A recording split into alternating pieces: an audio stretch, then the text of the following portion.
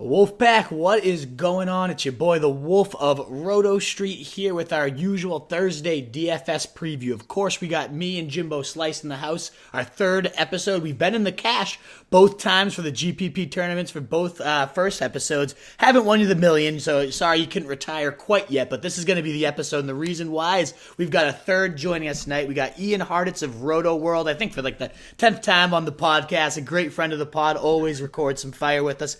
Ian, how's everything going? How you doing, man?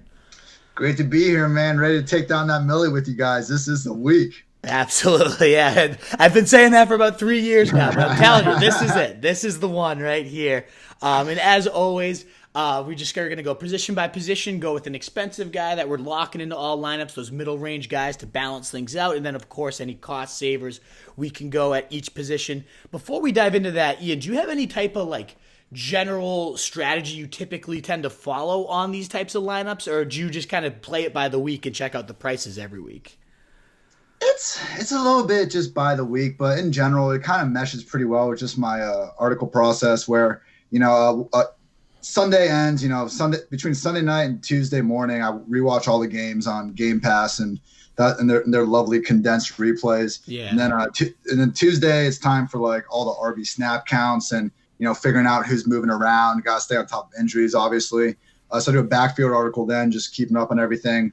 Wednesday is wide receiver cornerback day, which is more or less just the passing games as well. Make sure we're good there. Thursday, I look at some, pressure, pace, different kind of more game-wide stuff like that. And then by Thursday afternoon, it's time to look at the prices. So I really, I will look at prices earlier in the week, but I try to give myself a real solid base of knowledge before going in and looking at the prices. I just feel like that way you're kind of you're a little bit less prone to maybe just making different opinions on guys because of their DraftKings price and this or that. But you know what? A lot of people smarter than me have different processes, so I think it's just finding something that you're comfortable with and works for you.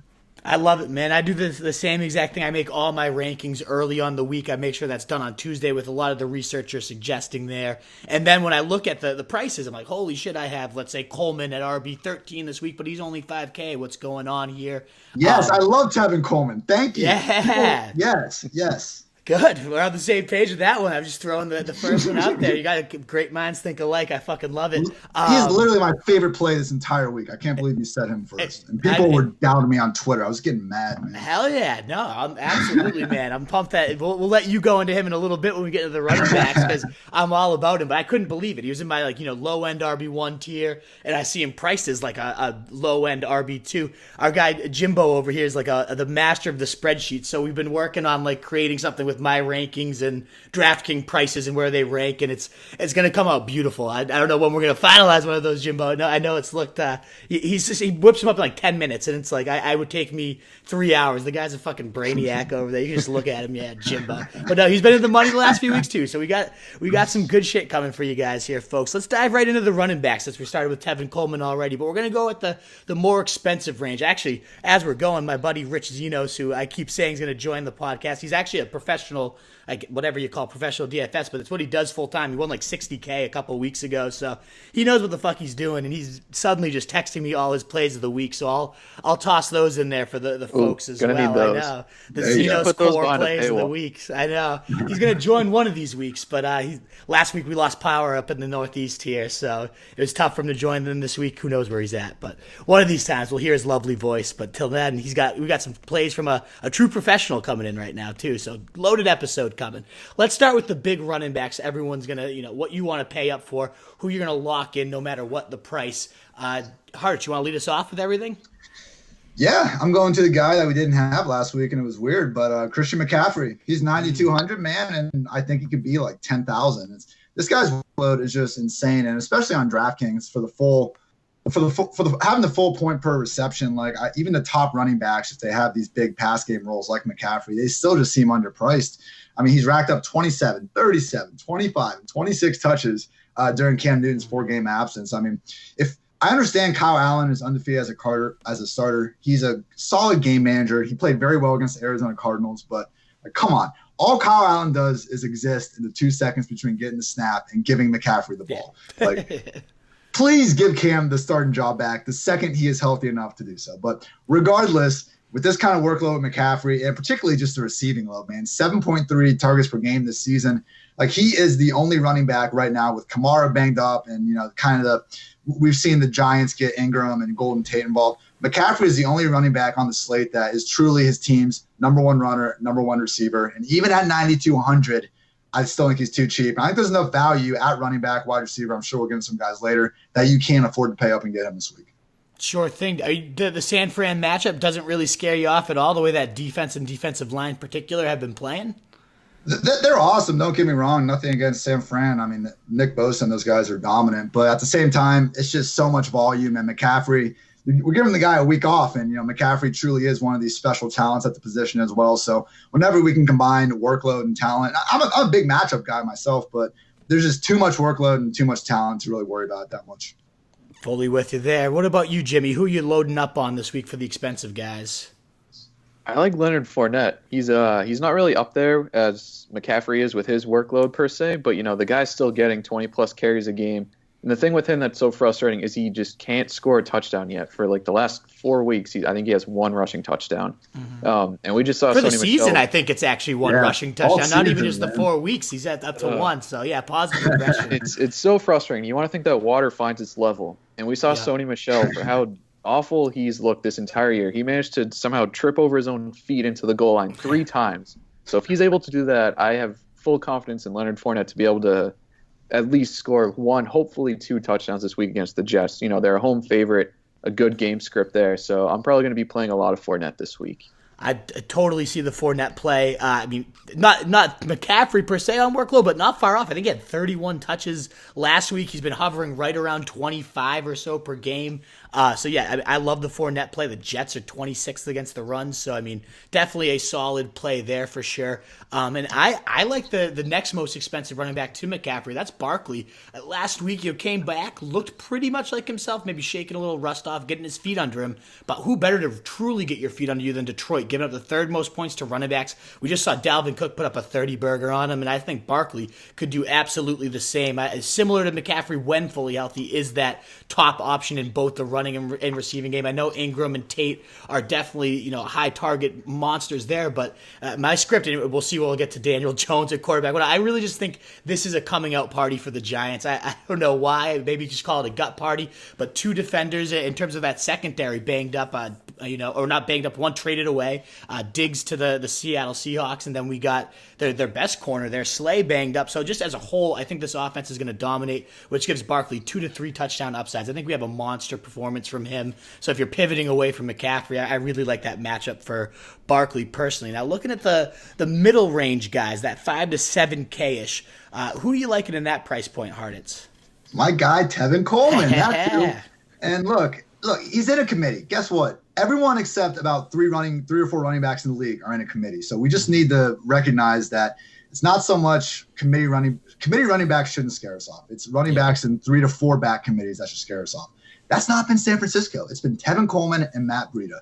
Raheem Mostert 2 weeks ago got 5 touches. Last week, Jeff Wilson had 4 touches when Breida was sidelined a little bit, had to go through the concussion protocol, got his eye poked. But it has just been Coleman and Breida when they're not blowing teams out over these last 3 weeks. And in that time, Coleman's racked up 16 touches in each of those 3 games. Yep. People have been worried about his pass down floor a little bit, but the thing is, 3 weeks, this is his pass game floor in general. 3 weeks ago, they had Juice Check. 2 weeks ago, we actually did see him get some targets. And last week, we should more or less just dismiss everything that happened in that 49ers Redskins game because they were playing in a foot of mud.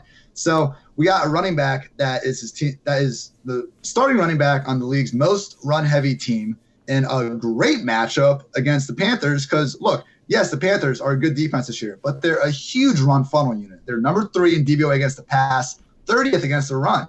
I mean, they got rid of Thomas Davis. They don't play 3 linebackers every single down anymore, which, hey, it's helping against the pass, obviously, but they haven't really faced a team like the 49ers who's going to run it down your throat all game. So everything's lining up for Tevin. I just can't believe he's this cheap. We got guys like James White, Melvin Gordon, Royce, and Devontae Freeman who have these same exact committee problems that people just want to dismiss Coleman for. And it's just insane to me because, again, there's so many touches in this run-heavy offense. There's only 2 backs to be there. And his salary dropped $600 from last week. I don't know what DraftKings has against Tevin Coleman, but we got a good player and a great offense and a great matchup for only $5K. GPP cash, I'm going to have an irresponsible amount of Tevin Coleman exposure this week.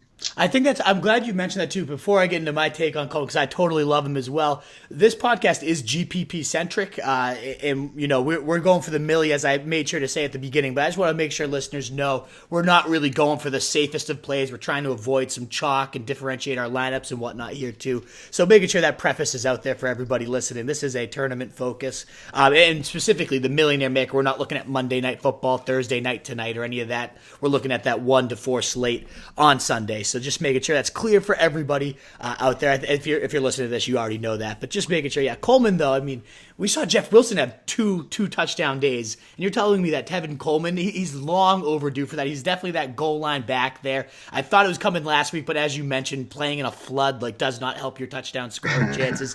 So yeah, I think Coleman definitely gets that, at least one, but definitely, I just think this is the week he gets 2 scores in there, pounds it in. I'm such a sucker for the Shanahan zone blocking scheme, always have been. It just makes monsters out of everybody. So I love his 5K price point. I also love Marlon Mack this week. I think, that defense, I love always looking at those defenses where they're strong, very strong in one end. Like, Philly's so great against the run, but their secondary, you just can bomb them all day. Denver's almost the reverse of that. Their secondary is great. They're locking down, quarterbacks to the 3rd fewest points and wide receivers the 2nd fewest. But running backs have been running wild on those guys. And Marlon Mack has, when the script is right for this guy, they pounded 25 times. He rips off 130 yards. And I just think against Denver, they're going to have no problem putting up some points early, whether that's Mack or Brissett leading the charge there. It doesn't really matter because they're going to bleed it out late with Marlon Mack. I think he finds the end zone, hits at least 120 rushing, and pounds it on this defense pretty well. Jimbo, who do you like in the middle price point this week?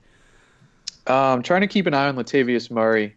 I'm hoping they rest Kamara this week, give him the bye next week and then bring him back full strength. So if Kamara's out, I'm definitely going to roll with a lot of Latavius Murray. Josh Jacobs is another guy. I love the volume that he's getting, 20-plus carries a game. He doesn't have a ton of receiving game work, but I feel like they're trying to get him a little more involved in it. And, expected shootout with Houston, a high point total. I just love his workload, and especially when they get down to the red zone, I feel like Jacobs could be a decent play. He's still pretty cheap compared to his usage of what he's getting right now in Oakland. Yeah, 5K last week was just a complete smash button. Had him in there in almost every lineup, and it worked out nicely. Little worried about the injury. There's some rumblings that he might not play. I think he does, but I'm with you. If he's out there, 5,800, that's kind of nice too that they're both the same price. So if Kamara plays, you have yourself a nice solid backup plan. Yep. I know Eckler's, $100 more at 5,900 too. So in case you're planning on Murray, there's definitely some easy pivots. Or of course, our guy Coleman right there at 5K could save you some cash there too as well. What about the under $5,000? Coleman kind of crossed that line right there at $5,000, but who's under $5,000, Ian, that you're really liking this week? I like David Montgomery, 4,400. Has not been pretty. Been pretty at all, pretty much this entire season, particularly last week. But look, I'm going to go out on a massive limb here and say he's going to get more than 2 carries this week, guys. I mean, it's just going to happen, believe me. But look, I mean, before this last week, he played 46% of the snaps. Like, Trubisky is not going to throw 50-plus passes every single game. Nagy even came out and said, like, he's not an idiot. They're going to run the ball more, which was just kind of a funny thing to say. But whatever. Like, David Montgomery, this is a 2-back backfield. Mike Davis has played 5 total snaps since week 3. Tariq Cohen, he's getting the pass down work with 19 receiving yards and 9 catches last week. Like, just a ridiculous game from top to bottom for this team. But we still have a guy that before last week was averaging over 15 touches per game on the season, and now we got him at home against a Chargers defense that has pretty much faced nothing but backup quarterbacks for the last month and still not managed to stop these offenses. And then just looking at the run games, like, they've all been going off. They've allowed at least 16 points per reception to Kerryon Johnson, Derrick Henry, Phillip Lindsay, Marlon Mack, James Conner. Like, this is not a Chargers front 7 we need to fear. They might get Melvin Ingram back, but even then, like, we shouldn't be fading a running back just because of one defensive lineman, unless maybe like Aaron Donald or something like that. Yeah. With all due respect to Melvin Ingram. So, with all that said, he's $4,400. Like, it's absurd. We don't need 16 points. We need 10 points, and he's going to meet value. So, it's a good spot where maybe he pulls a Sony Michel and can fall into the end zone a couple times. The Bears' offense can get anything going, and yeah, man, it's just there's very few running backs under 5K that are their team's legit, early down grinder and are guaranteed this many touches. So, I mean, there's not that much removed, I think, from him and some of these guys in the lower 5K range in terms of opportunities. So, It might not feel great after what we saw last week, but I do think Montgomery is going to have better games moving forward than what we've seen so far. I'm with you. I think at the second half of the season, there's going to be a breakout where he suddenly gets 20 touches and it just becomes the norm. That's how Nagy's typically operated, so it's been very disconcerting. It hasn't happened to this point, but if it's as early as this week and he's only 4,400, he's definitely going to be low owned because everyone has that disgusting taste in their mouth. Could be an intriguing play for sure. Jimbo, I see you got a name that's probably going to be pretty chalky. A lot of buzz around this guy right now. What do you like about Ty Johnson here this week? I mean, you got to look at the increased opportunity with Carry-On going down. They thrust Ty Johnson into the role in 10 carries last week, and I like that he's really involved in the passing game, so you get those full point PPR points. A nice little cushion tease. You don't need to rush for too much. If he stumbles into the end zone, that's great. He tacks on a bunch of receptions, even better. And you're only 4,900. You don't really have to score that much to make up for that price point. So I feel like he could be a good value play if you're paying down, but after listening to you guys, I'd much rather try and work an extra $100 in my lineup to get Tevin Coleman than Ty Johnson. There could be some upside there, though. I love Coleman as much as I do. There is some upside to Johnson, that 4.3 speed. The Giants giving the fifth most points to running backs and pretty much sucking against any position, regardless of who it is. So there is some upside there. My worry with him all week was they're going to sign somebody. They're going to bring someone else in. I'm not blowing my fab on him. I'm not, blowing my number one waiver priority on him. But they still haven't done that move. So at least for a week, you're looking at Johnson probably getting that lion's share of early down work. So if there's a time to use him, I'm with you. I think it's definitely this week. I saw Mixon's 4,600. He's made me throw up all year. It's similar to the David Montgomery argument, except the fact that everything sucks around him. So ultimately, I don't know if I'm still going to bite on that. Like, he deserves to be 46. He deserves to be fucking 3K. That guy's a bag of shit. So it's so intriguing. At 4,600, I can't do it. I'm actually pivoting and going to McKissick, where a lot of people I think are going to go Ty Johnson. If I'm following that game narrative, I think the Giants are going to score a lot of points and be pounding it with Barkley. That means I think the Lions are going to be playing from behind, and to me that favors McKissick a little bit. He's been that clear-cut top pass-catching back. Well, not clear-cut when Carry-On was there, but since he's been out, he operated as that clear third-down back. And on a DraftKings setting, we've seen Stafford just very voluminously target guys like Theo Riddick over the years, or Carry-On Johnson, especially when they're down. We saw Carry-On Johnson have monster, 10 target days even. So I think McKissick could see himself 7 to 8 targets, maybe 6 to 7 catches, and right there at 3,900, even on catches alone, if he had no yardage, he's already kind of hitting decent value. If he's the one that stumbles into the end zone, then suddenly you got yourself a great play. But I think both Lions definitely make intriguing plays. It's just a matter of, who's clearly Ty Johnson's the one on everyone's radar. I might sneak in with McKissick and see if he can outperform him for a little cheaper price point there. In terms of chalk this week, they say, according to RotoGrounder's report, and this does change obviously through the week as injuries and whatnot come up, but as of Thursday, they're projecting Carson to be highest owned at 27%. He's 7K. Ty Johnson right below him at 25%, 4,900. McCaffrey 24%, Barkley 23%, and Edmonds 20.3%. Are there any guys on that list, Ian, that you're like, I'm good on them, I'll fade them, and hope that that's the bust to avoid that type of chalk? I think it's Chase Edmonds. We're seeing him priced up this week, up to 62K. I understand. I mean, it was tough to be on him last week when, DJ got Schefter's endorsement and all that. Just a pretty messy situation. But it's new this week. I mean, they've signed Alfred Morris, Zach Zenner. Clearly, none of those guys are going to take Edmonds' 3-down role or anything. But, he played 94% of the snaps last week. They legit, I think, entered that game thinking DJ was going to be okay. And, I mean, according to Edmonds himself, David Johnson just had his first touch and was like, I can't do this. So they pulled him out. And there was just no one else to give the ball to because DJ Foster, their third string back, was hurt as well. So at the very least, even if David Johnson doesn't play, I think we're going to see more of a 70 to 80% role for Edmonds potentially. And it's just a much tougher situation. I mean, he was facing the Giants train wreck of a defense last week. Now we got the Saints, who I don't think they're not like a group of world beaters or anything like that, but definitely a step up. He's not going to, I don't think, be up 14 points after 10 minutes of the game like we saw last week as well. So, Edmonds, I was pretty down on him after last season just because he didn't look that great in that awful Cardinals offense. I think he's talented and everything, but 20 to 30% ownership for a guy that, is still their backup running back and now has the price hike, has the tougher matchup. I'm probably going to be fading that. Yeah, I'm with you there. That's the one I see on this list that I'm probably going to avoid. What about you, Jimbo? Is there anybody else between Edmonds or McCaffrey, Carson, Barkley, or Johnson that you're probably fading this week? No, I like all those plays. I agree with you guys with Edmonds. It's a little tough, especially with the price hike. Maybe if he was a lot lower price, it would be easier to play him. But at this price, I can't do it. Yeah, for me, because I'm so high on Barkley, it's really tough to have both Barkley and McCaffrey in lineups. So ultimately, I'm not going to have C-Mac on any. That could just bite me in the ass completely because we know just how ridiculous this guy is. But I'm betting my money on Barkley being that highest scoring running back and pivoting away from McCaffrey. We'll see how that one ends up panning out because that's going to be an interesting battle to watch all weekend with so much talent on the field there.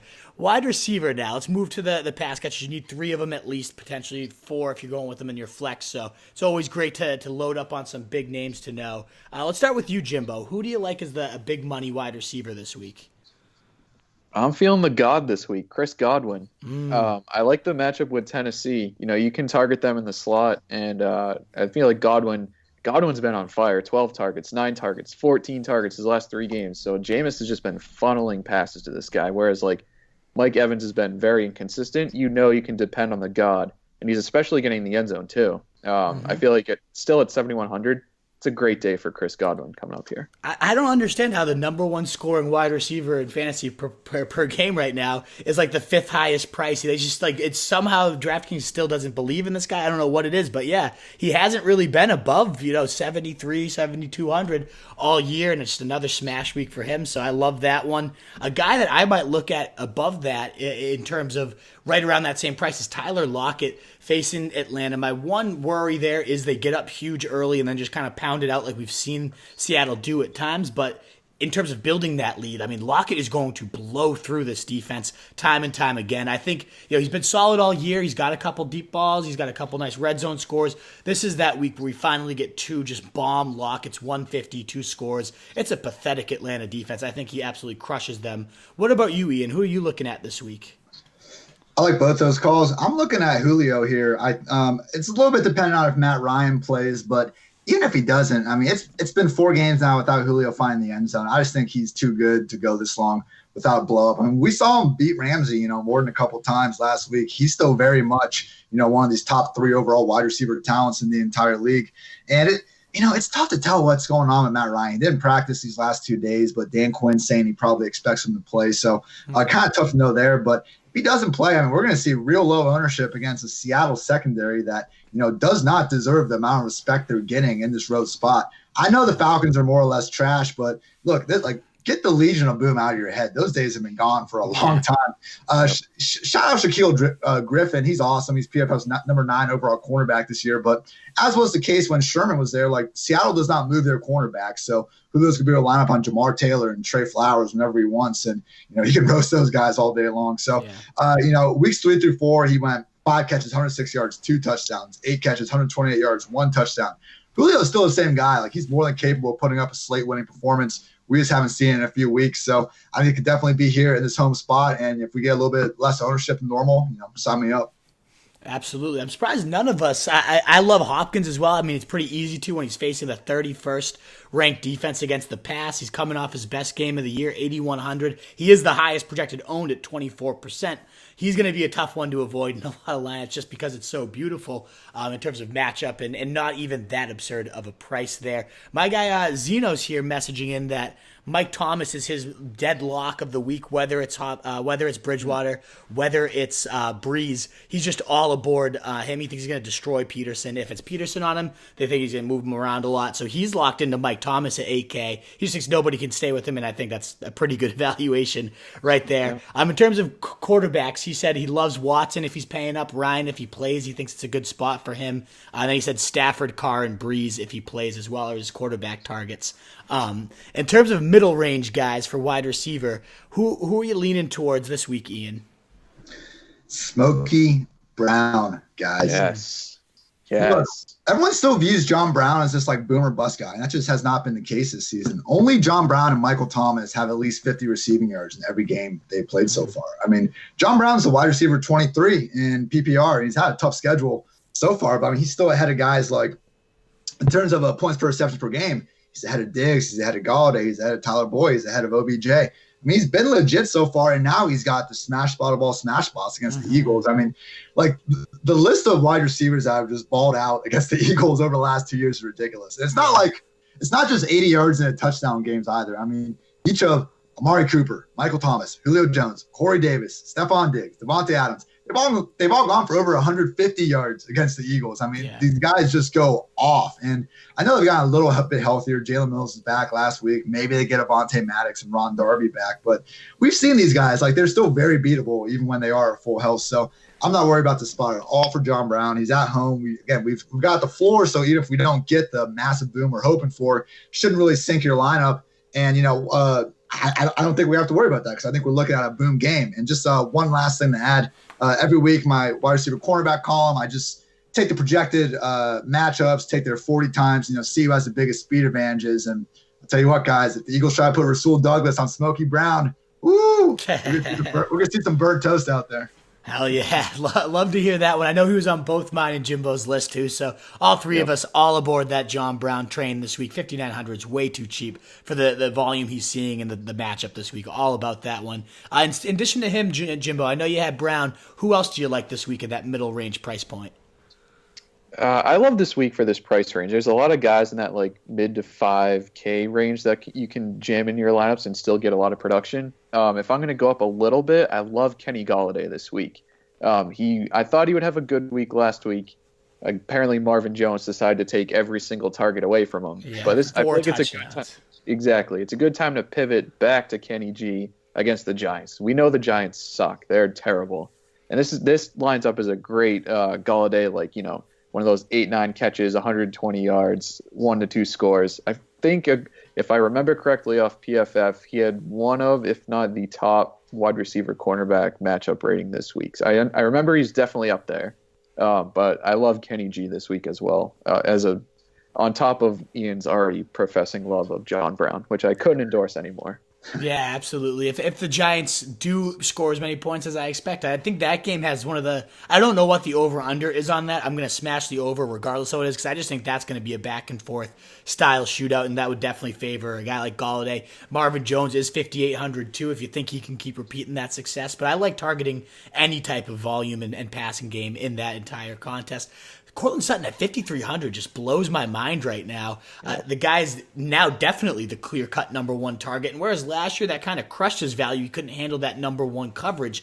I think this year, he's looked like a completely different beast on the field, whether it's after the catch, he's breaking tackles and bursting through defenders, he's making leaping grabs over double coverage. I know nothing attached to Joe Flacco's sewage is intriguing at all, but if anyone can swim through it as Shawshank Redemption, this guy is just swimming to the end and getting free every week. And I think Sutton in a great spot against Indy, who's similar to not as quite as profound as juxtaposes the Eagles, great run D versus pass D, but the Colts aren't too much far off. They're 26th in terms of points allowed to running backs, so not allowing much at all, but third to wide receivers. So I think this could be another great spot for Sutton. They're probably going to be playing from behind. I think at 5,300, I'm already just going to be owned in every single lineup by everybody, but still a great price point for him. And then if Tyrell Williams comes back, no one's going to really want this guy after he's been out for 3 weeks with a foot thing, which definitely makes him risky. But he had a touchdown every single game he's played so far. He's only 5,500,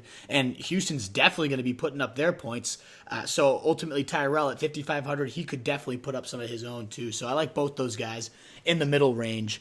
The range I really like at wide receiver this week is the low cost, under 5K. There's 3 to 4 names I feel very comfortable with in my lineup. So I want to hear who you guys have first, and then maybe toss a few more if we don't line up. Ian, what's your favorite low cost boom play this week at wide receiver?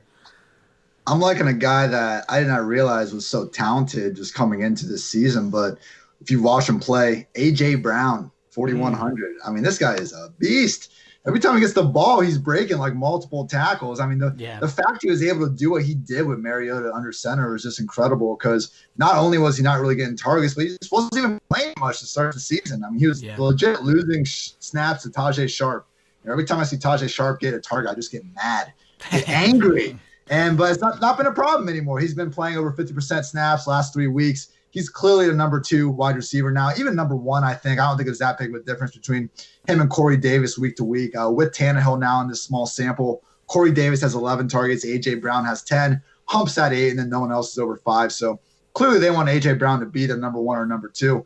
And like I said, man, like the yak is just crazy with this guy. I mean, next gen stats, he's number 6 wide receiver and expected yards after catch over expectation. So, I mean, he's doing way more than anyone else would imagine he could do in these spots. And look, the only secondary that's been worse than the Eagles this year in fantasy points allowed to wide receivers is the Buccaneers. So awesome spot for him. And honestly, moving forward as well, I just took the I did a quick little thing this week where I took the average points per reception per game allowed, just seeing who has the best schedules for the next 4 weeks. Then also in the fantasy playoffs, and the Titans have the 5th easiest schedule for wide receivers over the next 4 weeks, and the single best stretch in weeks 14 through 16. So, there's a lot of leagues, I think, where A.J. Brown and maybe even Corey Davis in the, 8-man leagues and that kind of stuff, these guys are still available. Scoop them up because Tannehill, he's shown more willingness to kind of throw in the coverage in these guys. And both these wide receivers are awesome. And it's just been Mariota's kind of inconsistent play and just, throwing the ball to freaking Delaney Walker 10 times a game that's been holding him back. So I think this could be a blow-up spot for AJ. I love that tweet thread, by the way. I know you mentioned that one you had out there about all the strength of schedule. That stuff is, I love reading anything about it, and you condensed it all so nicely. So anyone that doesn't follow Ian, it's Hartitz, right, on Twitter? Yes, sir. IHARTITZ. Don't forget the Z. Absolutely. Make sure you check out that and everything that Ian tweets out every day. It's whether it's informational, whether it's hilarious stuff. It's always a fantastic follow there. That strength of schedule and being one of my favorites over the last week. I think that Titans Bucks. Everyone wants to get, the right one there because they're all so cheap on the Titans. And as you mentioned, the matchup is completely smash spot. So whether it's A.J. Brown or I see Jimmy, you got Corey Davis. Somebody, if not multiple guys, are going to blow up this week. What's your case for Corey Davis this week, Jimbo? I've been wrestling with Davis versus A.J. Brown all week. I keep flipping back and forth, so I'm glad Ian was able to come in here and make the case for A.J. Brown. I feel like he's definitely the more talented guy, and I feel like he's probably even more going to be lesser owned with the cheaper price, and he hasn't really done it much, whereas Davis kind of, I wouldn't say blow up, but he had a nice day last week. If we're going to pivot away from Titans guys, I'm looking at DK Metcalf. I know you love Lockett this week, but I kind of like DK Metcalf to sneak up on some people. His end zone target numbers are pretty insane, and we know how bad the Falcons are on defense, so they're definitely a team that can be burned quite easily, and Russ has been slinging the ball like no other. So I feel like DK Metcalf, if you're looking for a good tournament explosion play, I feel like he's a sneaky good option here. Clearly, the blow-up ceiling is there for DK, especially in that type of matchup. The other thing with you mentioned A.J. Brown. Every time I see him when he pops up on Renzo, does he just look huge to you guys? I feel like he just looks like a linebacker running around out there. I don't know if he has big shoulder pads or what the hell's going on, but every time I see that guy, I'm like, who the fuck is that monster? Oh my God, he can run too. And it's A.J. Brown. So I love the talent. I hope he continues to blossom there. I love both him and Davis. I think DK is a great call as well. A guy I'm locking in no matter what in every single lineup. Kenny Stills, 4,700 this week, going right into that Will Fuller style role. He had 100 yards last week. I know the volume, it's nice on DraftKings when you get those. Alex Erickson last week, 14 targets and 9 catches. Like those types of things rack up. Even still, though, that shouldn't make you avoid a guy that could catch only 4 to 5 balls, but also 2 of them going for 60-yard bomb touchdowns. And that potential's there with Kenny Stills this week. He's got the second best matchup according to Pro Football's Focus's wide receiver cornerback matchups. That secondary just all across the board is horrible, but especially on the outside. And when you can buy time for Watson, this pass rush has not been anything special. When he has time to sit back there and dissect, no one has a better passer rating right now than Deshaun Watson. So I think him and Stills definitely connect for at least one long bomb, if not multiple. So at 4,700, I think that could be a great price point. I also really like Jamison Crowder at 4,800. I know last week the ghost, the haunted Darnold, is going to stick in a ton of people's minds, and rightfully so. It was probably the most dreadful quarterback performance I've ever seen, but that's more so, I think, a telling tale of the New England defense more so than it is on Darnold. The other couple weeks where he's been out there has looked very solid, especially against those Cowboys. And in those 2 games, Crowder's hit over 98 yards. In all of them, he's seen at least 9 targets. He had 35% of Darnold's target share in those 2 games. And so in this type of matchup, too, where I think they're going to be playing from behind a bit, I like Crowder to get right back into those 7 to 10 catch range. And at 4,800, again, wide receiver 12 and wide receiver 18 in PPR formats over those 2 weeks. And now he's priced as like the wide receiver 40. I'm all about that. And maybe even Adam Humphries. We're talking about Davis. We're talking about A.J. Brown. But this is the revenge game of them all. Adam Humphries facing his old Bucks at 3,900. The cheapest guy could just end up with a nice 8-catch day out of the slot, too. So someone from those Titans, if not multiple guys, are going to blow up. Don't be shocked if it's even cheaper and it's Adam Humphries this week. In terms of chalk, 24% DeAndre Hopkins makes total sense and still hard to avoid. Mike Thomas comes in at second at 17.5. Our guy Zenos' must-play wide receiver of the week was him. Philip Dorsett, 17.5. Which that's kind of shocking, actually. But he is 4,200, so not a bad play with Gordon now, obviously, out there. Cortland Sutton coming in at 16.5. That's the one I thought would be even higher at 5,300. So if that ends up being true, I'd love that. And Lockett at 15.5 there. Is there anyone, either you guys, Ian, you're fading out of that list? So the guy I think that should be on that list is your boy, Kenny Stills. And look, I don't disagree with anything you said, man. Like, dude's a baller. And, like, Deshaun Watson has awful splits with and without Will Fuller that I don't think are really applicable because of how much better of a field stretcher Kenny Stills is compared to Demaryius Thomas and DeAndre Carter. Right. They were trotting out that last year. But with that said, man, like I've been looking at a Shout Out Fantasy Lab, some of their ownership projections, and it's looking like Kenny Stills is going to be pretty damn chalky. And it's a pretty, up and down spot in the Texans offense. I mean, I love Will Fuller. I've been on the Will Fuller hype train all year. With that said, he has all but one game this season. He finished with under 70 yards and no touchdowns. So Kenny Stills got the little bit of a price hike. I'm with you. It's a great spot and everything. But if there's one position where I'm going to fade the chalk, it's going to be wide receiver. And especially, with these boomer bust field stretchers, like I just don't know that Kenny Stills is set up that much better and like in that much of a better situation than a DK Metcalf or some of these other guys kind of around that, or Robbie Anderson and even like DK Metcalf and Robbie Anderson, I'd say, like, are two potential pivots there where they're also field stretchers. They're also guys that can potentially pop one off, and they're just not going to have 20% plus ownership. So quarterback, running back, even tight end to an extent, like, I don't worry about the ownership as much. But wide receiver, like, if you're over 20% projected, unless you're looking at, like, guaranteed double-digit targets, I'm probably going to be fading them in tournaments. Good points all around there. What about you, Jimbo? Who are you looking to fade out of anybody on that list? I think they're all pretty good plays. Dorsett's a little tricky. I don't see him being really a blow-up guy in tournaments. He seems more like a cash play to me. I'd much rather go after our Titans guys than play Dorsett this week. Absolutely. Let's get on to the quarterbacks now. And so I typically save money. I think this is a decent week to save money at the position. But if we're paying up, there are definitely some juicy slates here for people. Ian, what's the quarterback, if you're going to pay up this week, you would be targeting in leagues? Mr. Kyler Murray. And he is even that expensive. I mean, like we didn't mention Hopkins. One of you guys might mention Deshaun Watson. Like, they're definitely in awesome spots. I have nothing against them, but I'm just, looking a little more for off the radar to an extent. But yeah, so in addition to that Redskins 49ers game, we should take this Cardinals Giants game from last week a little bit with a grain of salt, because it was pretty much a downpour the whole time. And the Cardinals built a 14-0 lead like 10 minutes into the game. We're not going to see that this week against the Saints. Kyler Murray only had 21 pass attempts last week. Before that, he had at least 32 in every game. So safe to say we should get a higher pass game volume floor for Kyler this week. And look, the rushing's been there. We all kind of were panicking about it after the first 4 weeks of the season. He wasn't running around that much, but 3 straight games now with double-digit carries, and like they're sustainable. Like, only Lamar Jackson and Kyler Murray have over 100 rushing yards this season on design quarterback runs. Kyler's awesome scrambling as well, but they're going out of their way to get him just involved because he's awesome. He is fast as shit, and he is very good at making dudes miss. So he's got probably the second best rushing floor at this point behind Lamar Jackson, even above guys like Josh Allen and Deshaun Watson, just because so much of it is coming on design runs.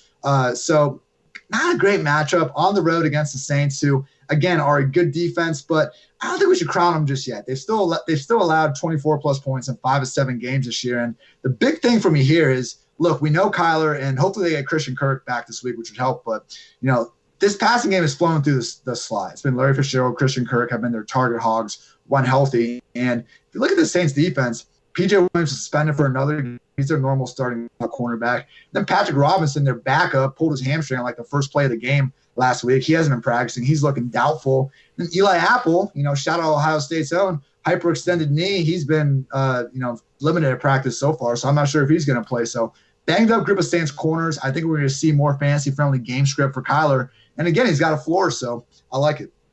Absolutely. And he, as you mentioned, probably not on a ton of radars right there. So I think that's a great spot to hit right there. What about you, Jimmy? Who are you looking at for paying up at quarterback this week?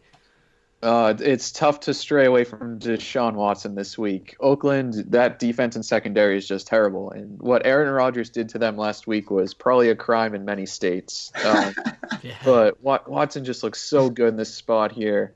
I love Hopkins. I love Fuller. I love everyone in this offense. And his rushing ability just makes it that much better because his ceiling opens up so much compared to guys like Goff.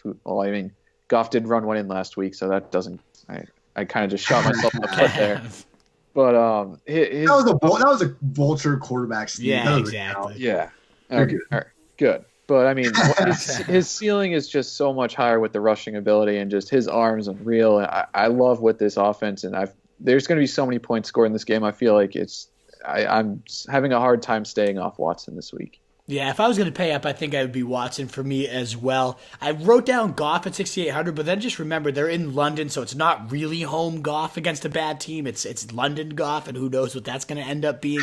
So I don't know. If I am going to pay 6,800, I might as well pay the extra 100, 200, whatever it takes me to get to that Deshaun Watson level. Or I like that Kyler Murray take. I knew he was running around a lot, but when you hear the actual stats, it helps paint that picture a lot. And I do think his ownership is going to be much lower than a lot of these other big names. I'm off the Russell Wilson train. I just think they're going to get up big. It's going to be a pound the rock type of script. He's supposed to be the highest owned quarterback. I know we're not the chalk part yet, but a lot of people might expect us to be talking about Russ, and he's not the one I'm paying up for this week. As much as I love the guy, I love him in a lot more of closer matches. If Matt Ryan does play, though, my opinion does end up changing quite a bit on him, so we'll see there. In terms of the middle, though, the way I find myself going, as I alluded to earlier, I like Daniel Jones this week. I know he's been just complete bag of shit all these last few weeks since Tampa Bay, but ultimately this is the first truly easy matchup he's had since then, especially with their best corner out, with their safety now traded, so 2 starters on the secondary gone.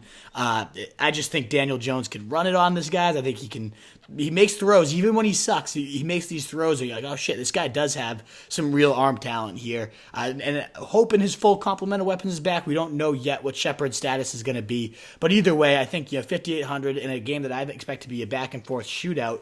I like Daniel Jones. I'm going him in a ton of leagues this week. Jimbo, it looks like you have the other side of that equation. You like Matt Stafford? I do. I like to attack this Giants defense anytime I can. And I feel like carry on getting hurt kind of helps Stafford a little bit, where you might have to rely on throwing the ball more often to Golladay and Marvin Jones.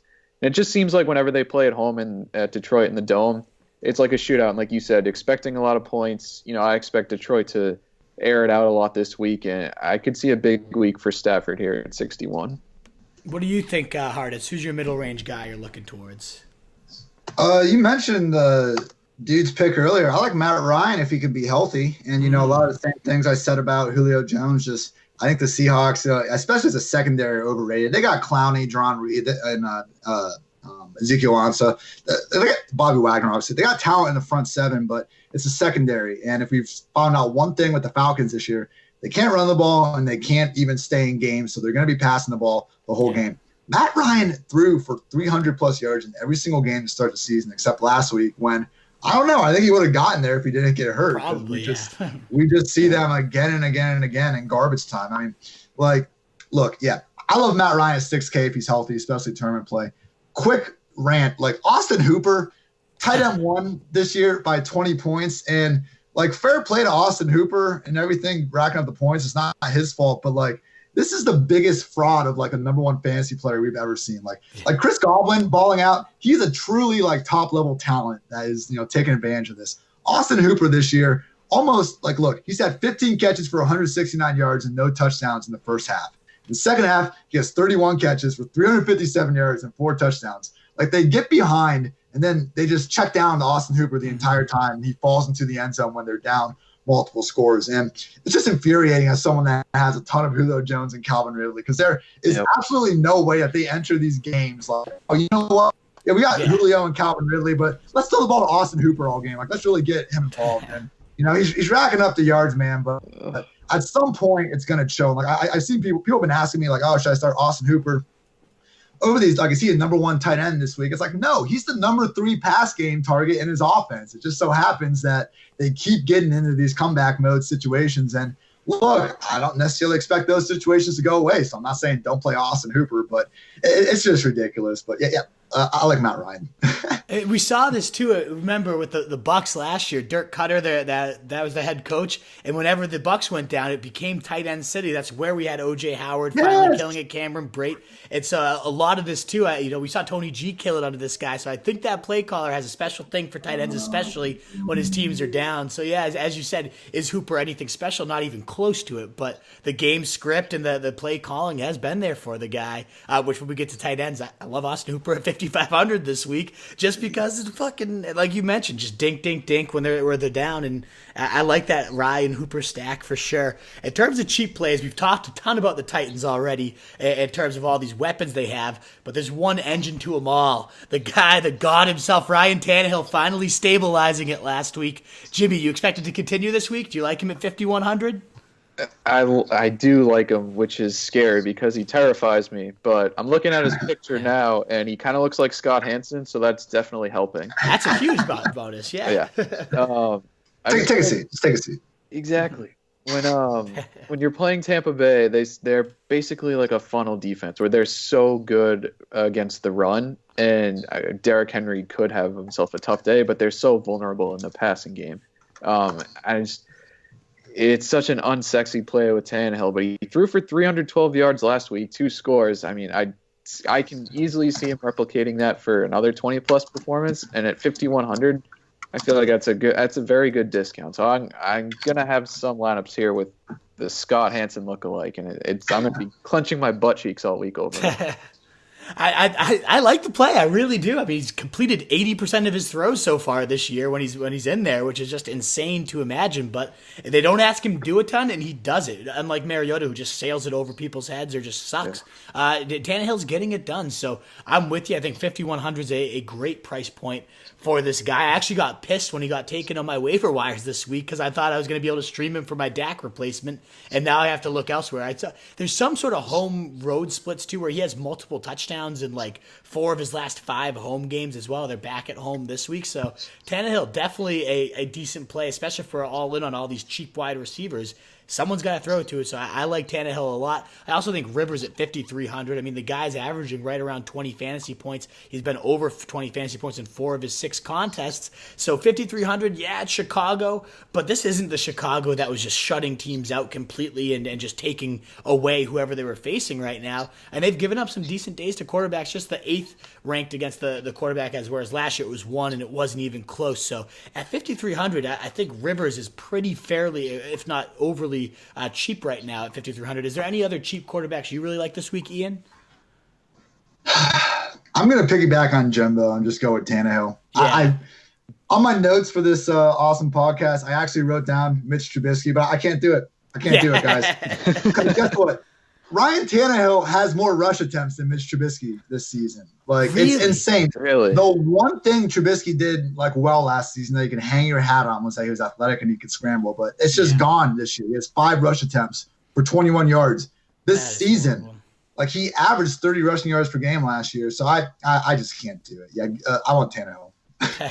I love the Tannehill 50 or 60 points one week last year because he had like a ton of rushing yards. He had like 3 or 4 blow-up performances last year, but we just can't. I mean, it's been a completely different tale. It's ridiculous. I remember, it was against the Bucks, if I remember correctly. He had like 5 passing touchdowns in the first half or something insane. But that offense just has not even been anywhere close to that. Trubisky doesn't even look anywhere close to. Disgusting quarterback. That's why their defense stinks now. Yeah, exactly. They don't have any time of possession. Right, exactly. They're on the defensive side. And again, that's another reason like Rivers at 5,300, not a bad play. Projected ownership according to Roto Grinders is Russ the highest at 13%, Watson 12%, Goff 10, Stafford 9, and Josh Allen at 7. So that's what we got for projected chalk. Let's keep it moving because I know football's not too far away at this point. Big Thursday night game coming up. We need McLaurin to smash it tonight for my fantasy teams all over the place. We'll see what happens there. Your OSU boy, right, Hartitz? Yes, sir. McLaurin F1, baby. Hell yeah. But let's get to tight ends here. And definitely some intriguing options across the board, even towards the top here. Who do you love this week, Ian, if you're paying up at tight end?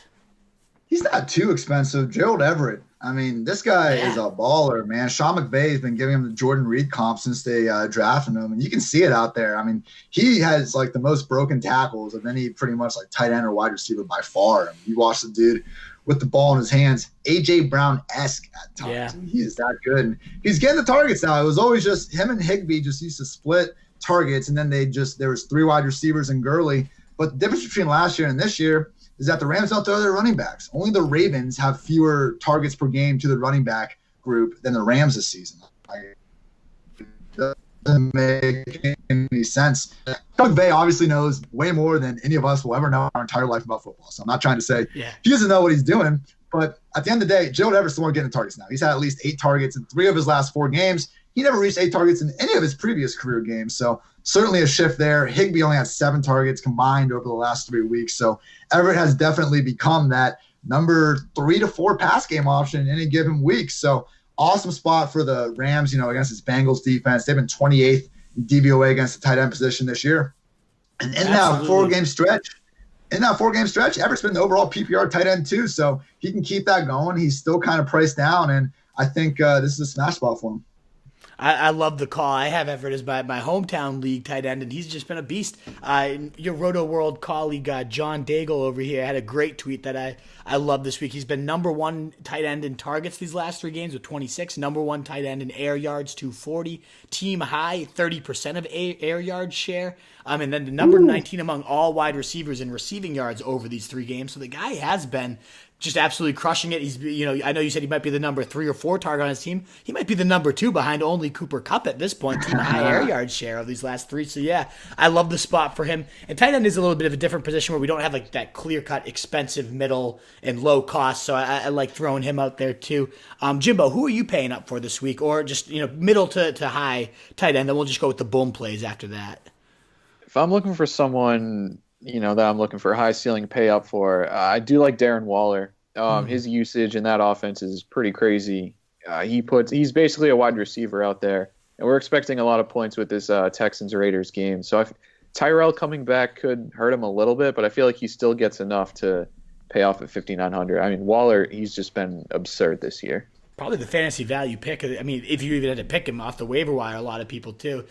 One of, if not the biggest value at such an inconsistent position. Definitely this year's Kittle, just been insane. Darren Waller, well-deserved extension coming. I do like Evan Ingram at 5,300, just keeping with that Giants theme. If I have, Danny Jones, I'm looking to stack him with Ingram more so than Tate. I think this is the week he kind of rebounds after that abysmal performance last week. A lot of people will be off him, but only 5,300. They're not good, the Lions, against the tight end 24th ranked right now.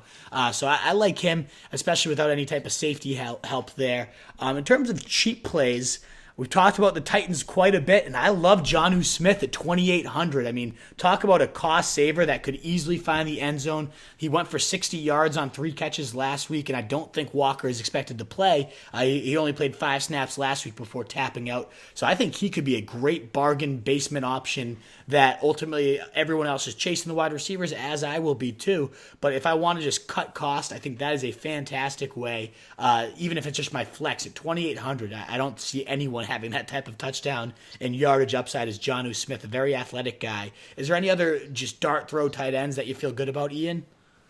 Dallas Goedert. He's been working side by side with Ertz pretty much. I mean, he's not a backup tight end at this point. He's playing 60 to 70% snaps per week. And without Deshaun Jackson there, he's more or less been like their number 3 or 4 pass game option. Bills, tough matchup, but it's only 2,800. I mean, he is very affordable, and you can put him in there. I don't know that him or Jonnu are going to be super high owned regardless. So, I don't hate the Jonnu call as well. But, Goddard's been the PPR tight end 10 over the last 4 weeks. So he's obviously been providing way more value than what he's priced at right now. Love it. What about you, Jimbo? Anybody you're looking at for a cheap guy here? I like both your calls so far. I feel like those are both really good. If I'm going to look to go cheap, shout out Al Zeidenfeld. You got to trust the chart and target those tight ends against Arizona. Jared Cook's not bad at 4,000, but Josh Hill at 3,200, that could be a really good play there. He managed to score a touchdown last week, 3 catches, 53 yards. you got to trust the chart sometimes, and Josh Hill could be a guy that pays off for you. Yeah, especially if Cook's out, I think that could be a great smash spot as well. Chalk-wise, we got Waller 14%, Ertz at 13%, which kind of surprises me. I don't know what Fantasy Labs, they might say something different there. I couldn't believe Ertz was 13%, even at 5,100. He's just been nothing this year. Kittle 10%, Ingram 9%, and Henry 8% is what Roto Grinders is currently projecting at tight end. I don't know that I love really any of those chalky plays. Is there anybody in particular you'd erase there, Ian? Yeah, I'm seeing Ertz a lot lower on these projections, so I'm with you there. I don't know if there's anyone you really need to go out of your way to fade this week. Right. I don't think anyone's even going to have that high. There's not like just a single smash spot tight end this week, so I think you're more or less good. Go ahead and play your matchup, play your guy. Don't worry about the ownership as much for this position. Absolutely. In terms of defense, I mean, obviously we know the Patriots are one of the best options, averaging over 20 fantasy points a game, which is just insane. And another great matchup against the interception league leader right now in Baker Mayfield. So that's obviously a great spot. Are there any other defense besides them? I mean, you got to pay up at 4,300, but clearly that's been worth it every single time you've had to pay up for them. They continue to come through, and I think they will again. What other defenses, Jimbo? Is there one that you're targeting besides the Patriots this week? I do like spending down. If I do spend down this week, it's probably going to be the Colts. Just targeting Joe Flacco, I feel like, is just money, where he's almost guaranteed to have like a sack, fumble 6 or throw a pick 6. Or he seems to be a turnover machine. In that last game he played against Kansas City, he made the Chiefs' defense look pretty elite, which I think is pretty hard to do. So Indy at home could be a good one if I'm paying down this week. Absolutely. I mean, they've shut down, they've had more fantasy points against Mahomes and Watson these last couple of weeks, and now you get Flacco. So definitely an intriguing spot. What about you, Ian? Is there any other defensive names you want to shout out here?